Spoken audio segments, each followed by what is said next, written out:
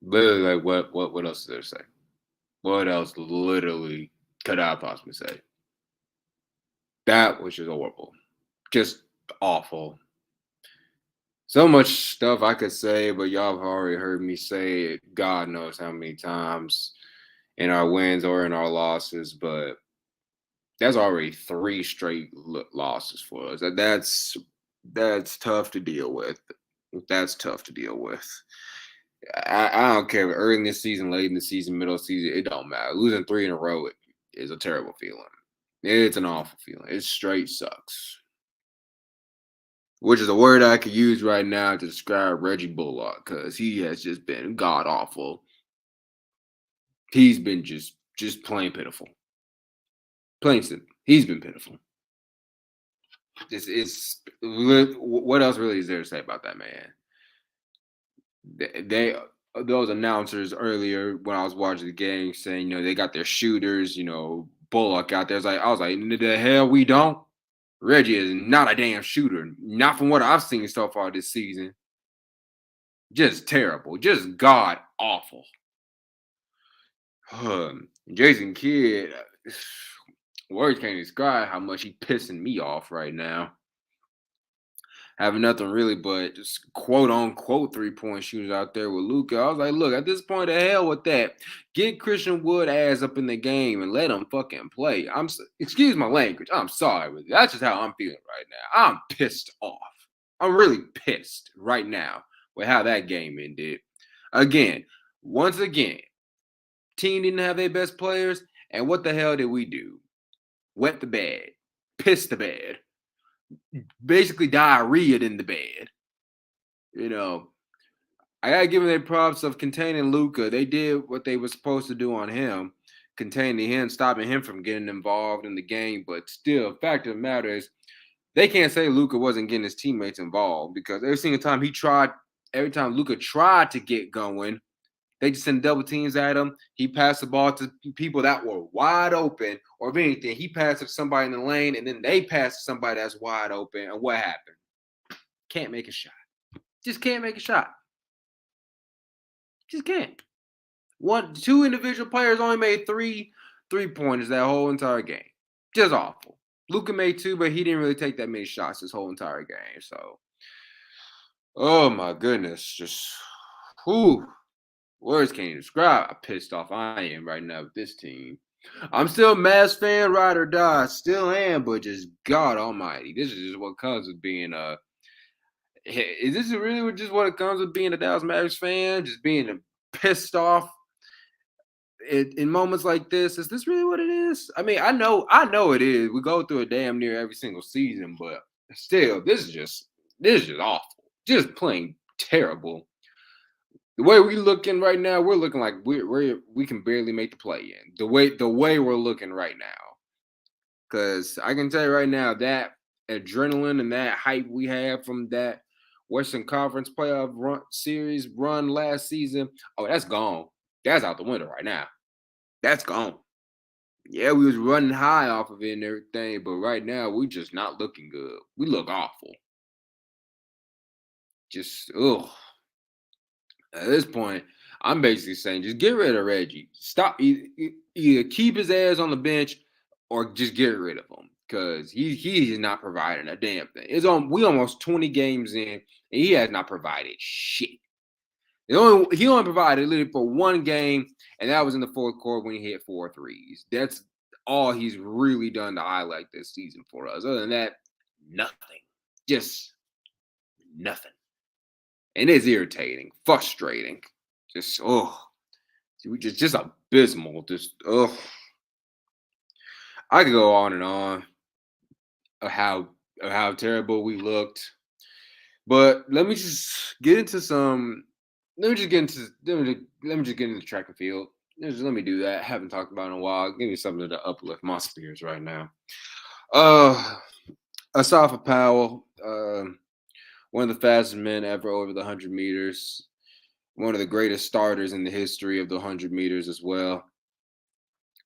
Turned 40 years old. What was it? 2, 3 days ago, something like that. And also has decided to retire. Personally, I thought he retired like 2 years ago, to tell you the truth, if not 3 years ago. But he's just decided that 2022, at 40 years old, time to hang up the spikes. He had a good career, really good career.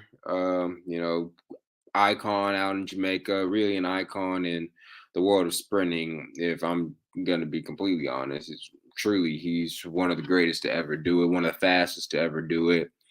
But also, just one thing that sticks out about his resume, and that he has nothing individually to back up his claims.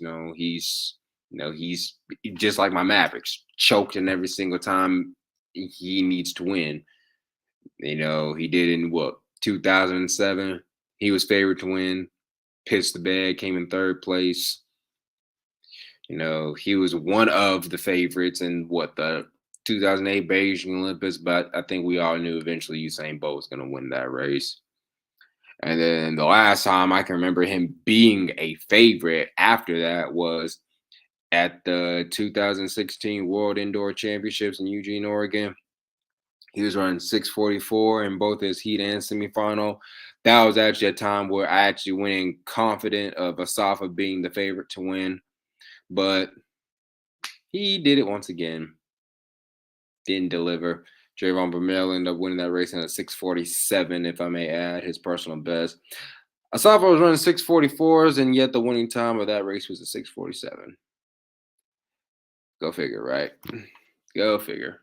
But nonetheless, ASAFA has held the world record in the 100 meters for a good for. I'm sorry, I can't hardly even talk right now. The way I'm pissed off at my team still, but he held the world record for 3 years of his career, from 04 to 2008. So he held it for a good amount of time. He held it for a little good amount of time, and then Bolt came on and broke it. And then he's got some relay goals as well. Coming through clutch for his relay team. He really needed to come through clutch for his own self, for his own resume, so to speak. But nonetheless, ASAFA Powell is always going to be remembered for one of those great athletes and one of those great and one of the great sprinters to ever walk the face of the earth. He's currently ranked top 4 all time behind Bolt, Blake, Tyson Gay. Then ASAFA's right there, and then right behind him is Justin Gatlin.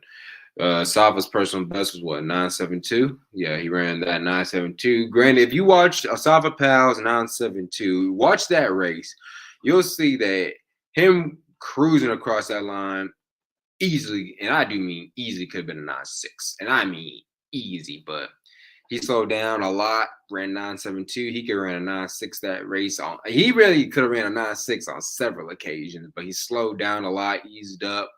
But he left his mark on the sport, track and field, no doubt about it. So, he's got a couple gold medals, underneath his belt from the relays, no doubt about it. But still, he did everything he possibly could in his career, and all you can do is just pay homage to him, bow down. He had a great career. But I really want to finish this off on a positive note, get my spirits up a little bit, because that was just very hard to watch. And that was hard to watch. But still, that's just on to the damn next game, which is the Milwaukee Bucks, which I'm scared we may lose 4 in a row, the way they just looked. And oh my goodness, just shit. That's just how we play, like shit. Primarily Reggie Bullock, but still, that's just it is what it is with that point. So let me just get off of here before I go into my inner Stephen A. Smith and start cussing out damn near everybody on that team minus Luka. But still, Mavs fan to my heart and soul to the day I die. Go Mavs, but at the same time they need to get their shit together, because that was just a good night. Good night, y'all. Just good night. Peace out, y'all. See you next time. Stay blessed.